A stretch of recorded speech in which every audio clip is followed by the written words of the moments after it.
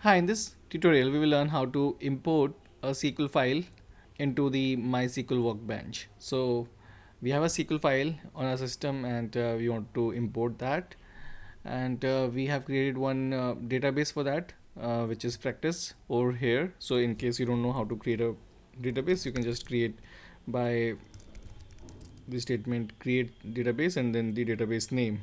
So it can be anything, let's say practice 1, and then you run it,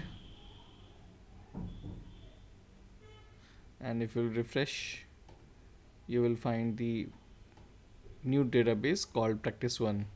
So once you have the database in place, you can just go to server, and there you will find data import.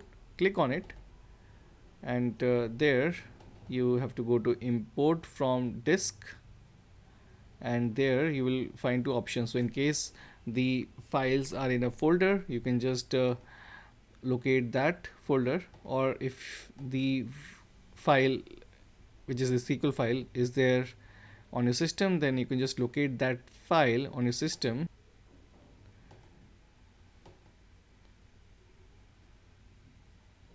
and then select it, and then click on open, and then select the database name from the list provided where you want to import the contents of this SQL file.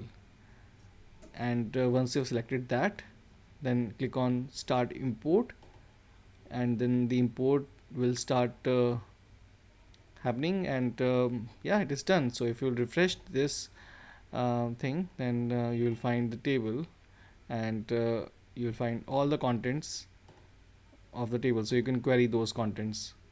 So here we can see there are various columns: sender, receiver, send time, collect time, etc.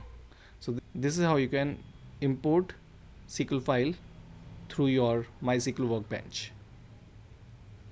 Thanks so much for watching this tutorial. If you liked it, please subscribe to our YouTube channel, and if you didn't, then leave a comment so that we can improve it further.